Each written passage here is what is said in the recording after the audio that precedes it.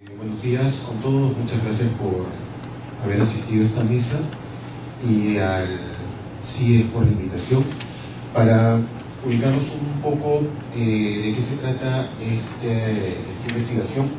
Esta es realizada en el marco de un concurso que organiza el CIE para la elaboración de documentos de política, que es un conjunto de recomendaciones que se planeaba presentar para los gobiernos regionales que iban a ser elegidos en el periodo 2015-2018, ¿no?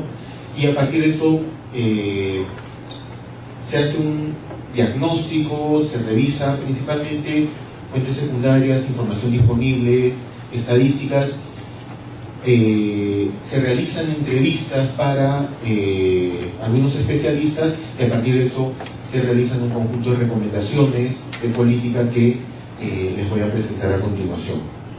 De hecho, esta idea de pasar de la protección a la promoción no es una idea que nace con el documento, en realidad es recogida a partir de las propuestas de un antropólogo llamado Carlos Eduardo Aramburu.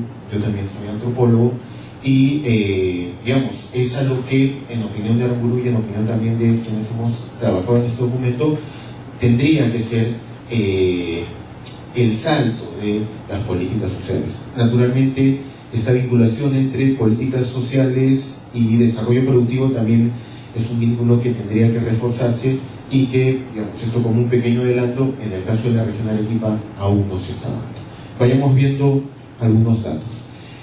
Un primer dato que quisiera compartir con ustedes y que particularmente nos llamaba la atención era el hecho de que la pobreza en términos monetarios viene disminuyendo desde hace muchos años. En el caso de la región Arequipa, esta se ubica en el grupo de regiones con menores índices de pobreza, ¿no? 11.7, entre 11.7 y 14.4, pero un primer dato que nos llamaba la atención y que aparece como una primera idea importante que intenta transmitir el documento es que, a pesar que en términos regionales, en el promedio regional, Arequipa está en el grupo de regiones con menores niveles de pobreza, no pasa lo mismo con las provincias de Arequipa.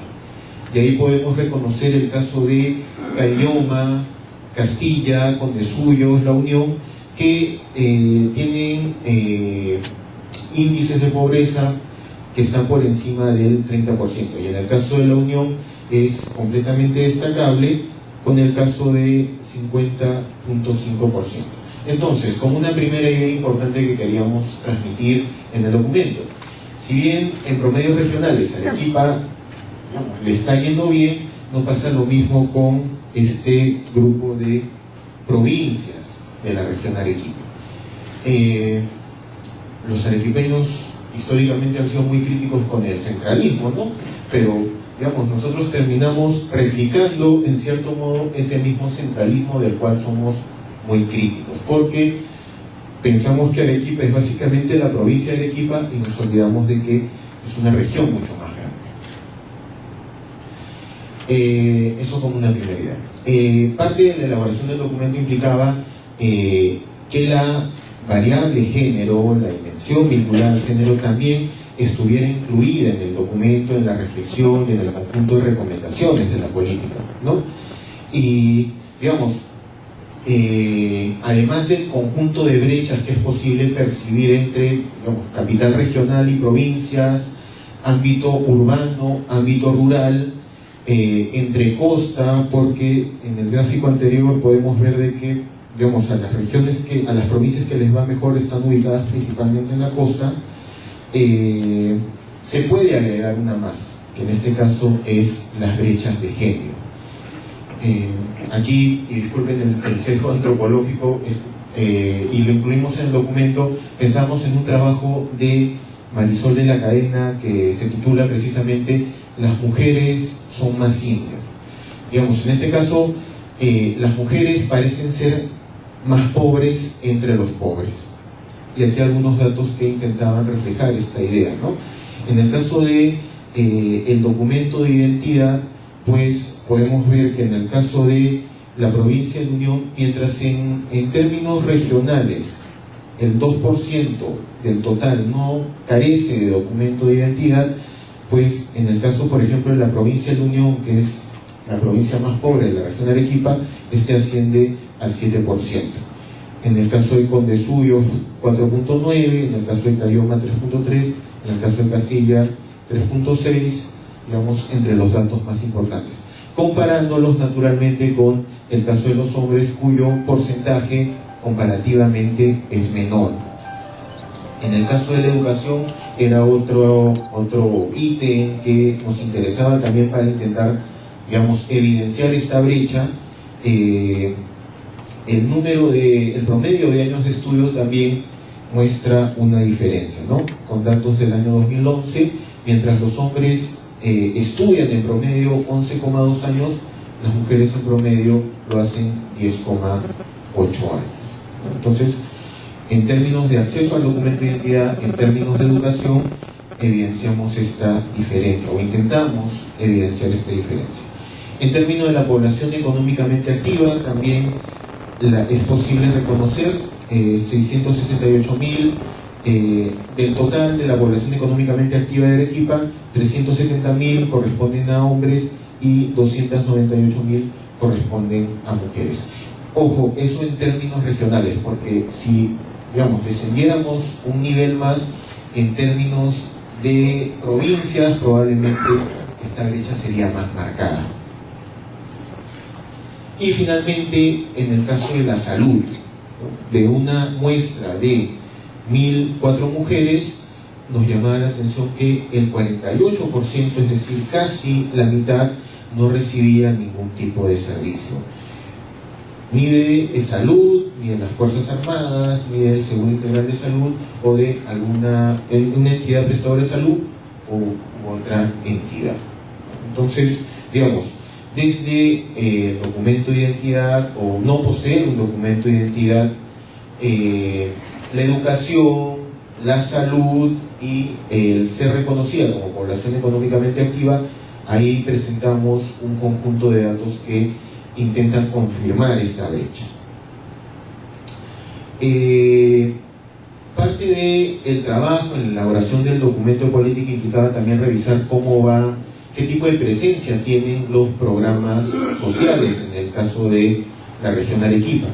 Y a partir de estadística que hemos recogido del Infomiris correspondiente al año 2014, pues comparábamos el número de usuarios a nivel nacional con el número de usuarios en el caso de Arequipa, y nos llamaba la atención los bajos porcentajes en términos de usuarios, ¿no? Digamos, contrastando la anterior realidad, en este caso una pobreza persistente en el ámbito rural, en un grupo de 4 provincias de la región Arequipa, nos llamaba especialmente la atención este bajo porcentaje. Entonces, digamos, eso quedaba también como una pregunta, ¿no? Digamos, los programas sociales que se están desarrollando están olvidándose de estas provincias de Arequipa a partir de estos porcentajes o de estos promedios en términos de reducción de pobreza, o qué puede estar ocurriendo ahí. También parte de la elaboración implicaba utilizar un concepto propuesto por el MIDIS, que es la población en proceso de inclusión, la denominada población PEPI. Esta población trata de identificar a aquellos grupos que reúnen al menos 3 de las 4 características asociadas con la exclusión en nuestro país.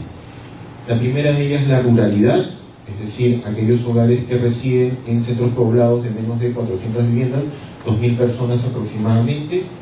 La etnicidad, el caso de los hogares donde el papá o la mamá, el padre o la madre hablen alguna lengua nativa. El caso del bajo nivel educativo, hogares en los que el jefe o la jefe de familia no haya completado la primaria. Y finalmente el estrato socioeconómico, ¿no?, que tiene que ver con estar ubicados en el quintil más bajo de la distribución del gasto. Y aquí también, como parte del documento, lo que hicimos fue intentar comparar, ¿no?, por un lado indicadores de pobreza y por otro lado población en proceso de inclusión. Y nos llamaba la atención, por ejemplo, el caso de aquellas provincias que tienen indicadores de pobreza, digamos, considerables, el caso de Camaná, Islay y Arequipa, pero que sin embargo su población en proceso de inclusión no es muy alta.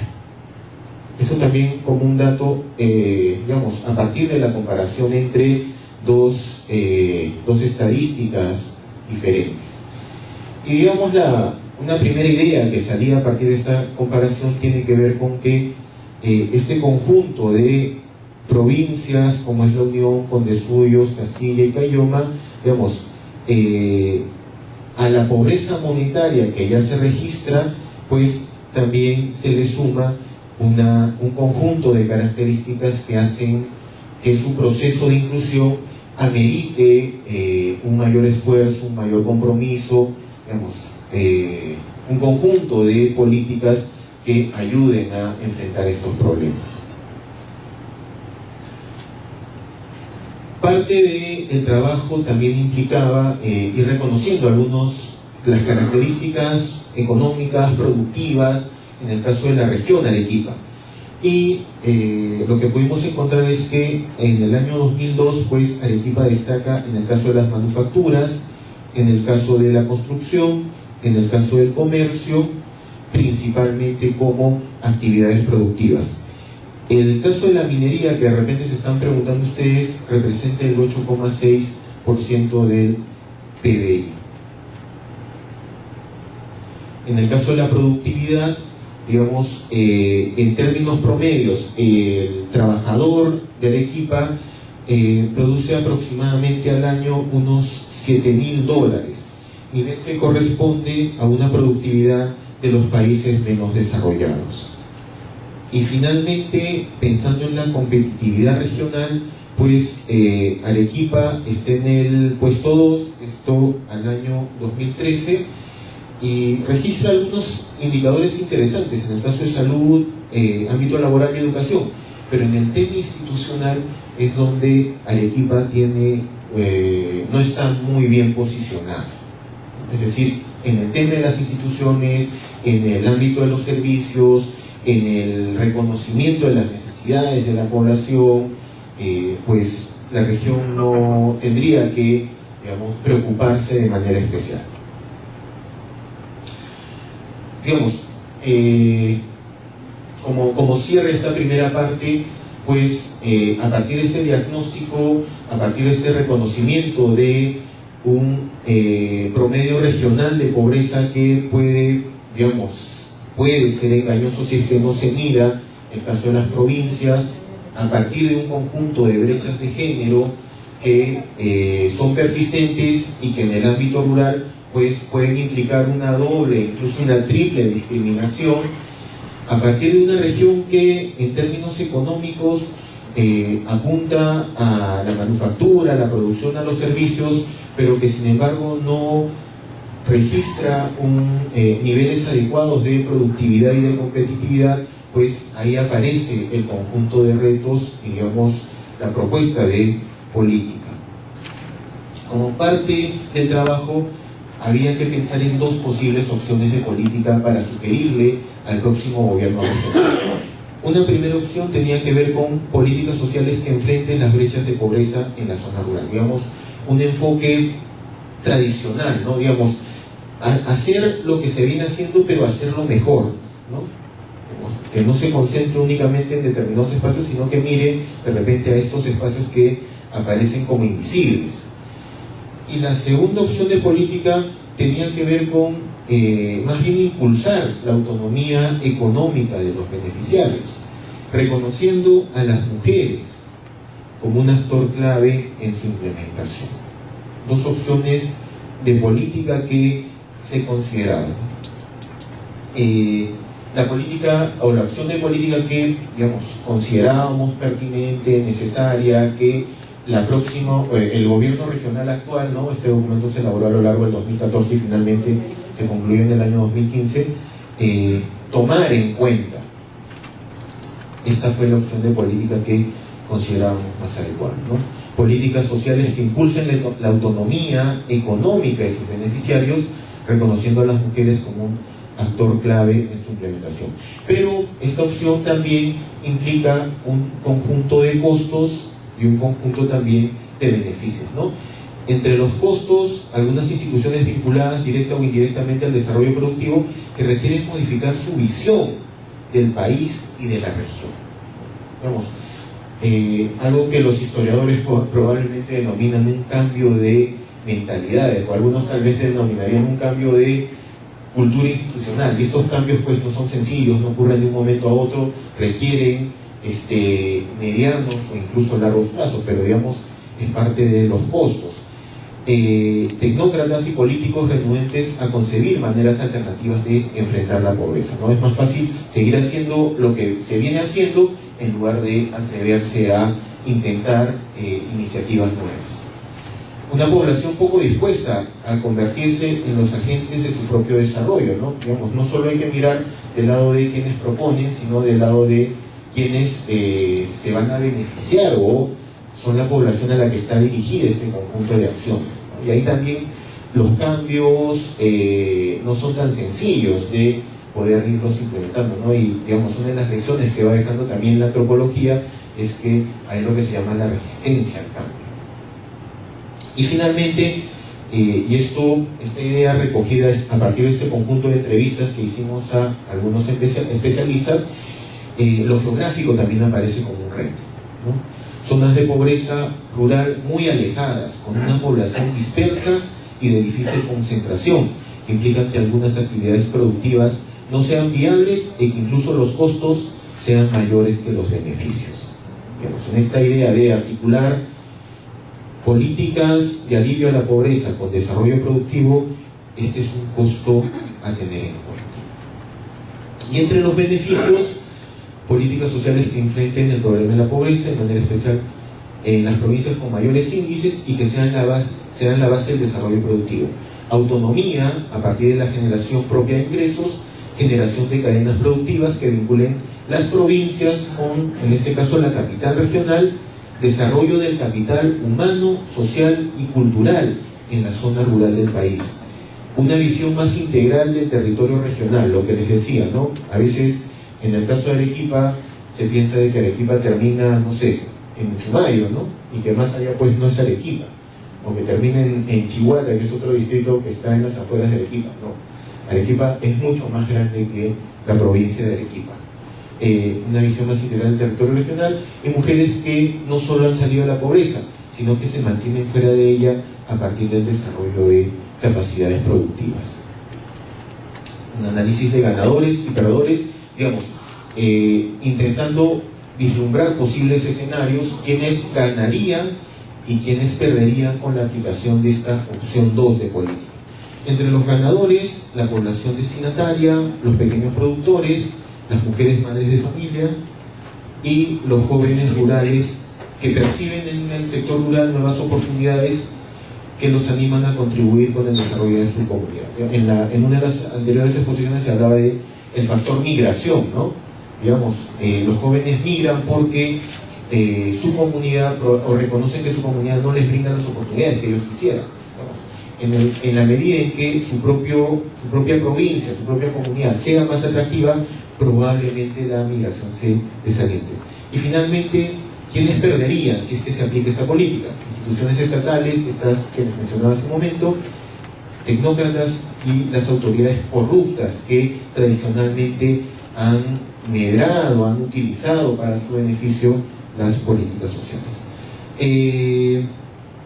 Brevemente, ya para concluir, algunos objetivos que consideramos importantes: programas de desarrollo que permitan, reducir los niveles de pobreza, incentivar la participación política y empresarial de las mujeres. Esto nos sugería una de las dirigentes de la Cámara PYME de Arequipa. Una voluntad política descentralista a ultranza y mejorar el capital humano en las provincias. Algunos resultados, digamos, que al 2018 tendrían que evidenciarse a partir de la aplicación de esta segunda opción de política, que tiene que ver con el alivio a la pobreza, brechas de género que disminuyen, mayor articulación entre la capital provincial y las provincias, mejor capital humano, de manera especial en las provincias, y focos de desarrollo productivo a nivel de las provincias de Arequipa. Algunos obstáculos en la implementación de esta política: el tema del acceso, el tema geográfico, la estructura económica productiva en el ámbito rural es precaria, débil, basada en una producción de agricultura de subsistencia. Digamos que habría que también tener en cuenta la gobernabilidad, la corrupción y la cultura, productividad sin sostenibilidad, digamos, entre las más importantes. Algunas recomendaciones, digamos, entre las que quisiera destacar normas y planes vinculados con la realidad de la región, es decir, digamos, las políticas se deben desarrollar en función a la información de la que se dispone, si no estamos mirando a otro lado.